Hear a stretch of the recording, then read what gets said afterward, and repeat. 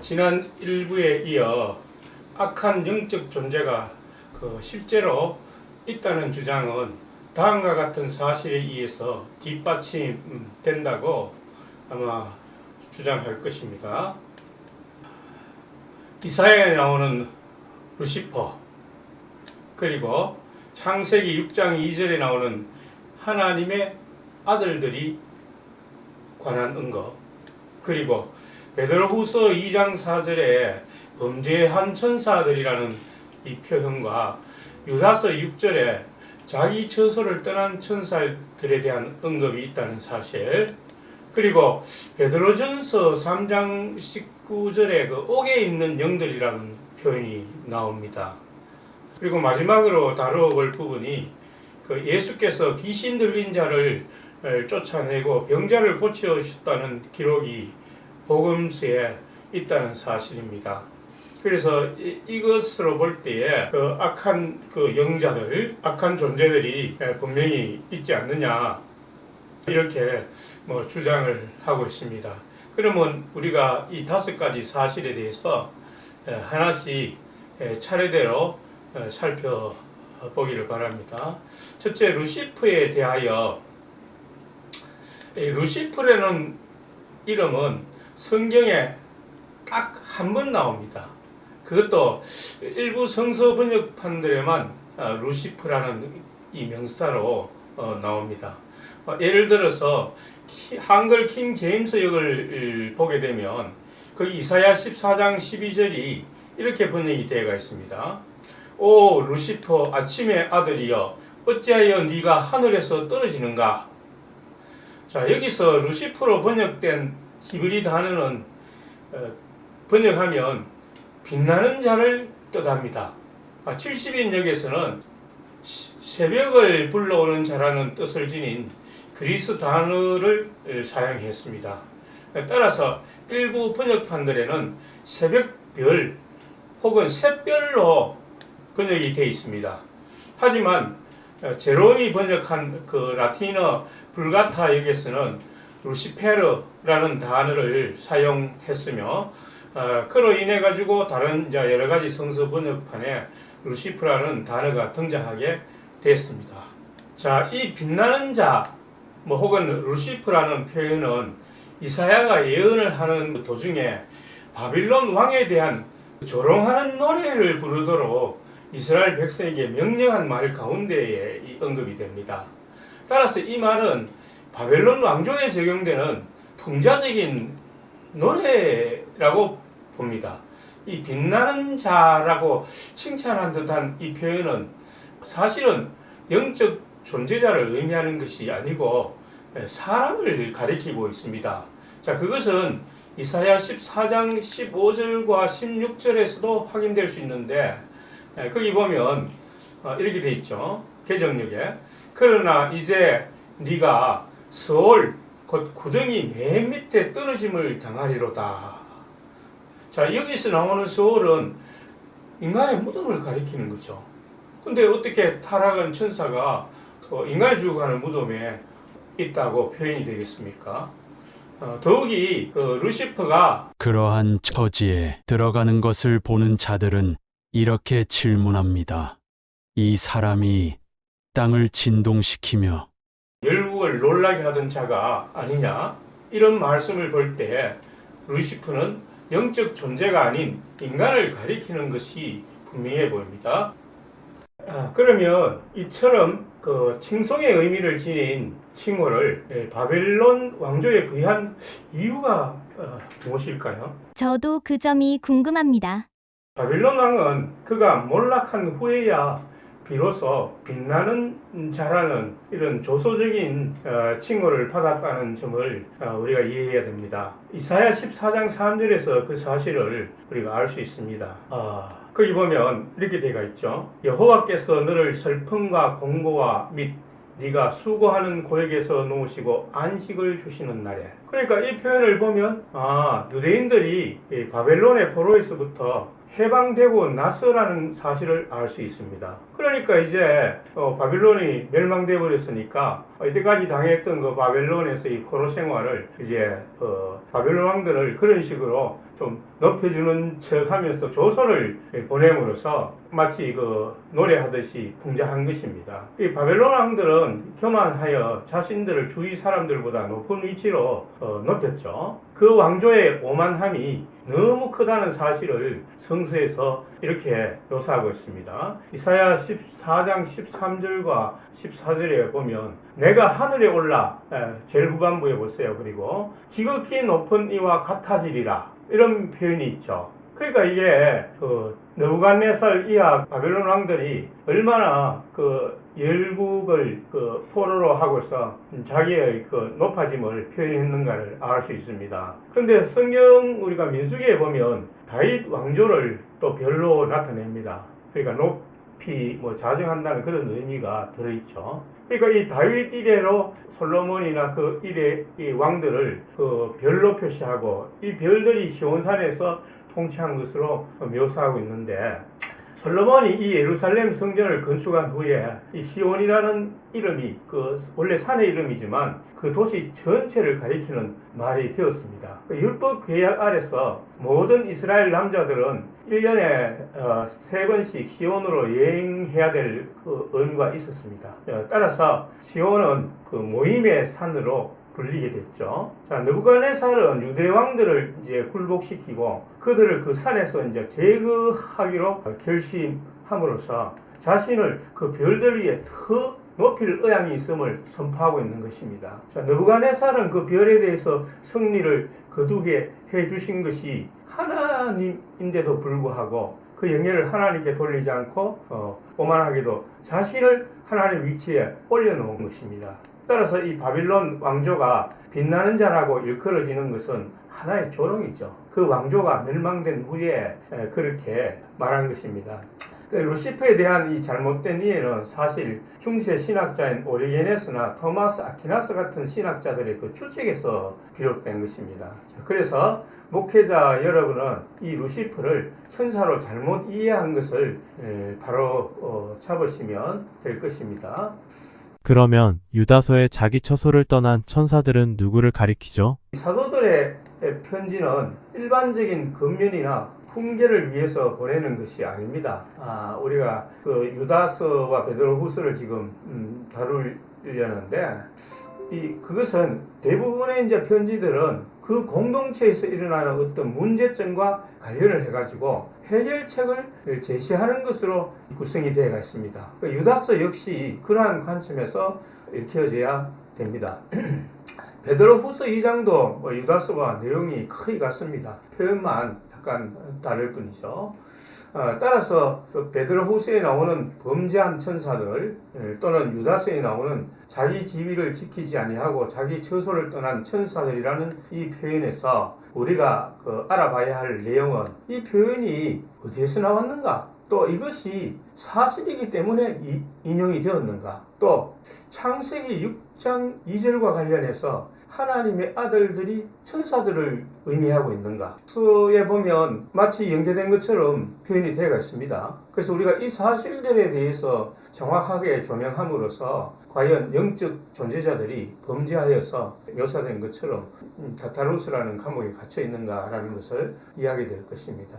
창세기 6장 2절에 하나님의 아들들이란 하늘의 천사를 사실 가리키는 것이 아닙니다. 이것은 하나님의 자녀라고 할 수 있는 사람들의 그 후손을 가리키고 사람의 딸들이란 불신자의 딸을 가리키고 있습니다. 자, 이것은 세상이 타락하고 있음을 그들의 결혼관으로 나타내고 있는 것입니다. 창세기 6장은 인간의 타락을 설명하는 거 이것을 홍수로 심판하는 모습을 그린 것이지 천사 타락을 설명하려는 것이 아닙니다. 말 그러하다면 천사를 처벌해야지 인간이 왜 재난을 당해야 됩니까? 천사라고 주장하는 사람들은 인간과 천사의 특이인 네피림을 언급할지 모릅니다. 그러나 천사는 결혼하지 않는다는 예수님의 말씀을 떠올려야 될 것이며 노아 홍수에 관해 말씀하실 때에도 천사의 멸망에 관해서는 전혀 언급이 없습니다. 네피림은 인간과 다르다는 어떤 암시도 성경에 들어있지 않습니다. 다만 그들이 용사라는 정도의 언급이 있을 뿐입니다. 그들이 뭐 굉장한 거인이라는 그런 생각들은 모두 추측해서 나온 것들일 뿐입니다. 자, 그런데 이 하나님의 아들들이 천사들일 것이라는 이 상상이 일단은 그것만 보면 가능하죠. 자, 그래서 그것이 그러한 상상들이 구전이 돼가지고 에녹스라는 그 위경에 그것이 기록되어 있습니다. 이 에녹스는 기원전 아마 64년, 그러니까 뭐 기원전 1년에서 기원 1년 사이에 기록된 것으로 현재 알려져 있습니다.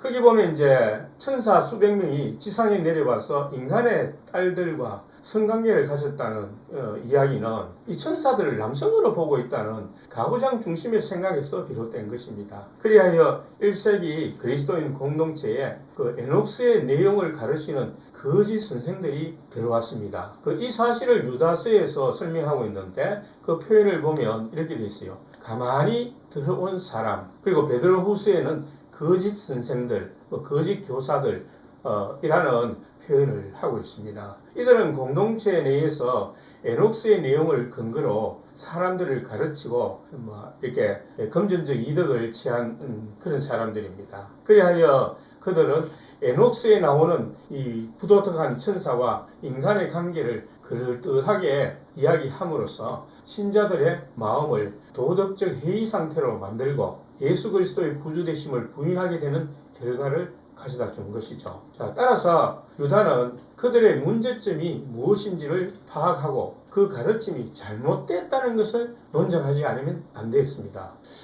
사실 정경이 아니라고 해서 그 내용이 모두 틀린 것은 아니죠. 뭐 또 어떤 부분들은 정경에서 가르치는 내용이 상당히 들어있고 보완하는 의미도 있었기 때문에 사람들이 그것을 쉽게 받아들였던 것 같습니다. 자, 그러므로 유다는 그 가르침을 논파하기 위해서 정경의 그 바른 가르침을 제시하는 것으로 좀 설득력이 부족했기 때문에 거짓 선생들이 가르치는 이 위경인 에녹스나 혹은 모세 성천기 등의 그 자체적인 글을 인용해가 그것이 스스로 모순됨을 증명하려고 했던 것입니다. 따라서 유다서에서는 계속해서 에녹스의 구절과 다른 위경, 모세 성천기 등이 인용되고 있는 것입니다. 한 예를 들면 범죄한 천사가 흑암에 가두어진 사실이 에녹스에 들어있으므로 그것을 가르친다면 당연히 그 선생들은 몸가짐을 조심해서 그런 경향이 다른 사람들에게 물려일지 않도록 해야 함에도 불구하고 오히려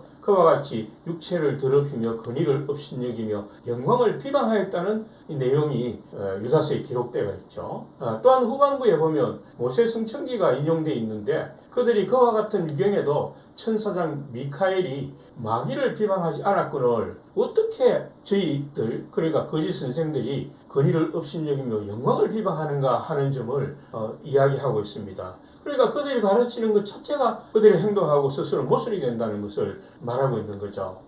그래서 거짓 선생들은 에녹스의 표현대로 자기 수치의 거품을 뿜는 바다에 거친 물결이요 영원히 애비된 캄캄한 흑암으로 돌아갈 유리하는 별들과 같아라는 에녹스의 표현을 그대로 유다서에 인용하고 있는 것입니다. 그러므로 유다가 자기 처소를 떠난 천사들이라는 표현이나 베드로가 범죄한 천사들이라는 이 표현은 그것이 사실임을 인정하는 것과는 전혀 무관하게 사용한 말이라는 것을 알 수 있습니다. 천사가 범죄했다는 것은 인간의 상상이 꾸미는 이야기일 뿐입니다. 천사는 하나님의 심부름꾼으로서 하나님의 수족과 같은 존재입니다. 그들은 범죄할 수 없습니다. 마치 우리 세계로 말한다면 인공지능과 같은 것이어서 인간이 원하는 대로 인공지능이 사용되는 것이지 인공지능이 범죄한다는 것은 상상의 세계에서나 벌어질 수 있는 일일 뿐입니다. 그러므로 우리는 성서를 읽을 때 합리적인 사람임을 나타낼 수 있습니다. 천사가 범죄하고 인간과 성관계를 가진다는 이 터무니없는 생각을 가지는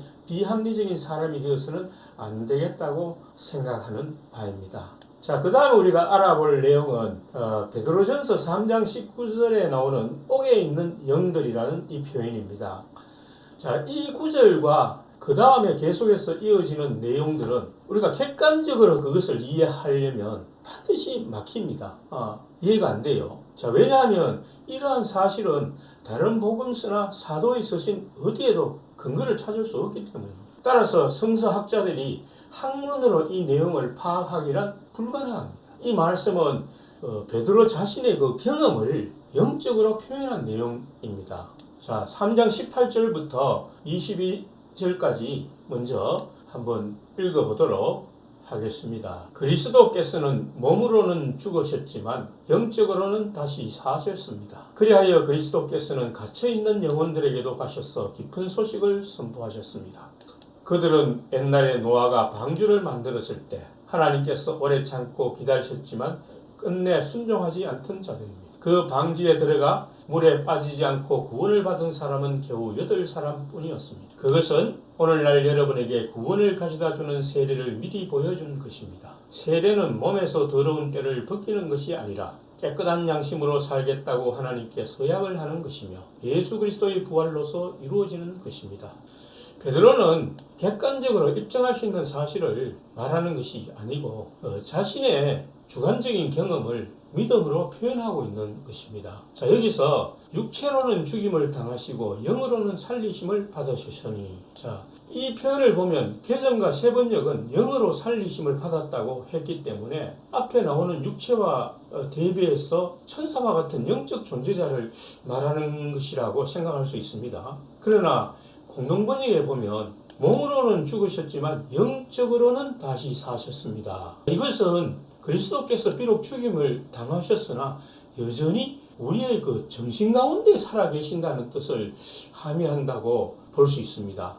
좀 더 살펴보기 위해서 NIV나 KJV를 보면 영어로 by the Spirit, 즉 성령에 의해서 살리심을 받았다고 했으므로 부활된 예수 그리스도의 그 물리적 상태를 의미하는 그 영이 아니라 살게 한 힘이 성령임을 말하고 있습니다. 즉 그의 부활이 실제 몸이라면 그는 실제 장소를 방문할 수 있겠지만 그의 부활이 제자들의 정신 속에 있는 그리스도라면 그것은 믿음이란 뜻이므로 실제 그리스도께서 어떤 장소를 방문한 것은 아닙니다.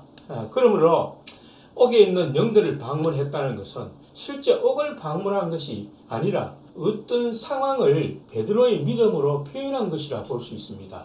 어떤 상황이겠습니까? 예수께서 체포되자 제자들은 모두 도망쳤습니다. 그리고는 마음을 졸이면서 시간이 흐르자 예수께서 돌아가셨습니다. 자, 이제 메시아로 믿던 그들은 완전히 낙담하게 되었습니다. 그래서 이 구절에서 옥이란 선생을 잃고 답답해진 제자들의 그 마음 상태, 즉 옥에 갇힌 것처럼 답답하고 낙담한 마음을 나타내고 있습니다. 그러니까 답답한 제자들의 마음을 옥에 갇힌 영으로 표현하였다는 말씀이군요. 특히 베드로 자신은 예수를 3번이나 부인했습니다. 그것은 제자들의 매우 완악해진 마음을 나타내며 마치 홍수가 있기까지 회개할 줄 모르는 사람들과 같았음을 나타내고 있습니다. 스승이 돌아가시자 어찌할 바를 모르고 우울해지고 답답해하던 제자들, 특히 베드로 자신의 상태가 옥에 갇힌 것과 같았다는 것을 말하고 있습니다. 자, 그러나 제3일에 스승이 부활되었다는 믿음은 그들의 우울했던 마음에 빛을 던져준 것입니다. 부활된 예수는 제자들에게 나타났으며 그것은 마치 그들에게 말씀이 전파되는 효과와 같은 것이었습니다. 그러니까 선생님은 19절과 20절에서 옥에 있는 영들이 노아 홍수 전에 회개하지 않은 자들을 가리킨다는 것은 예수의 제자들이 마치 그들과 같은 상태라는 것을 나타낸다는 뜻이네요. 그들이 받은 침례는 홍수로 말미암아 물에 잠긴 것과 같은 상태였으나 예수 그리스도의 부활을 믿게 됨으로써 물속에서 밖으로 나오듯이 그들은 깨끗한 양심으로 하나님 나라 운동을 다시금 전개할 수 있었던 것입니다. 이렇게 우리가 옥에 있는 영들이라는 표현을 영적으로 우리가 이해할 수 있을 것입니다. 다른 어떤 주석이나 해설을 보더라도 시원한 해설이 없습니다. 오직 그 베드로 자신의 그 영적인 상태, 그것을 묘사한 것이라고 보는 것이 올바른 이해일 것입니다. 자, 마지막으로 우리는 귀신 들린 자에 대해서 살펴보겠습니다. 복음서에 예수께서 귀신을 쫓아내시고 병자를 고치신 기록을 자주 읽을 수 있는데 당시에 미진한 의료 기술로 볼 때 고칠 수 없는 정신질환 같은 경우 그 원인을 알 수 없기 때문에 흔히 귀신이 들린 것으로 표현하고 있습니다. 자, 이런 경우 정신적인 문제이기 때문에 병은 병자 자신의 정신 태도와 많이 관련이 되어 있다고 봐야 합니다. 특이한 경우로서 귀신이 떼거리로 몰려나와 돼지에게 들어가가 돼지 떼들이 바다로 돌진하여 죽은 경우가 기록되어 있는데 마을 사람들이 몰려와 예수님들을 그 지방을 떠나달라고 부탁한 경우가 나와 있습니다. 자, 이것은 어떻게 되는 것일까요? 자, 이에 대해서 우리가 저명한 역사적 예수학자인 존 도미닉 크로사는 이 충마의 기적 이야기를 역사적인 사실로 간주하지 않습니다. 그럼 이 귀신 들린 돼지떼의 이야기는 역사 비평적으로 볼 때 복음서 필자나 후대의 지필가가 어떤 목적으로 삽입하였다는 말과 같은 뜻인 것 같습니다. 그는 1세기의 정신세계에서는 귀신 들림과 식민주의적 억압 사이에 밀접한 관련이 있다고 하면서 이 이야기에 나오는 군대 귀신 들린 사람이 다중적 인격 분열 정세를 가지고 있던 당시의 기층 대중을 상징한다고 봅니다. 즉, 이 피점령지의 백성은 한편으로는 억압자를 정오하고 경멸하지만 또 다른 한편으로는 그 우월한 힘을 부러워하고 동경하는 그런 다중적 인격 분열을 경험한다는 것입니다. 그래서 그는 육체는 사회의 한 상징이라는 전제 아래서 이 기적 이야기와 관련하여 물어야 것은 우리가 그 속에서 무엇을 보는가? 라는 질문이라고 하면서 다음에 두 가지에 주목합니다. 첫째로 예수님께서 귀신 들린 사람의 이름을 물었을 때 그 사람은 나의 이름은 군대, 즉 레기온이라고 대답한 것입니다. 이 레기온은 로마 군대의 한 단위로 이는 이스라엘을 억압하던 지배자를 상징합니다. 그 권력은 이제 유대교가 제의적으로 불결하다고 보는 동물들 중 가장 불결한 돼지 속으로 들어가가지고 바닷속에 던져져 빠져 죽습니다. 이것이 크로산이 여러분들이 주목해 주기를 바라는 두 번째 모습입니다. 자, 이것은 자유를 추구하는 당시 모든 유대인 독립투사들의 가장 열망했던 꿈, 즉 로마 식민 통치자들이 지중해로 내던져져 빠져 죽는다는 것을 상징한다는 것을 누가 알아차리지 못하겠습니까? 즉 크로사는 식민주의적 착취가 이 귀신 들림이라는 육체적 형태를 띠었고 이 이야기의 경우는 예수님이 단순히 한 개인을 치유한 이야기로서가 아니라 점령 권력에 대항하는 상징적인 혁명에 개입했다는 뜻으로 읽어야 한다는 것입니다. 자, 지난 1부에 이어 악한 영적 존재가 실제로 있다는 이 주장은 우리가 이미 살펴본 사실에 의해서 해명이 되었습니다. 그래서 우리는 결코 귀신이 존재한다든지 실제로 악한 영이 있어서 인간을 괴롭힌다든지 하는 상상들은 모두가 미신에 속한 것입니다. 물론 어떤 일들이 사탄에 의해서 일어났다, 사탄 마귀를 대적해야 한다, 이런 표현들은 사용할 수가 있죠. 그러나 그 실체는 어디까지나 영적 존재자가 아니고 우리 악한 인간의 탐욕, 그 죄성, 이러한 것들을 의미하고 또 이러한 것들이 나 자신뿐만 아니라 모든 사람들에게 영향을 주어서 악한 인간관계를 일으키기 때문에 그 원인들을 총체적으로 이야기하는 것에 불과한 것이라고 보여집니다. 정사랑님의 말씀만으로 볼 때는 이 세상에 도무지 귀신이나 악령 같은 존재는 없다는 뜻이네요. 그렇다면 초자연적 현상이 없다는 말씀과 같은데 이 점에 대해서 한번 강의를 다음에 해주시기 바랍니다.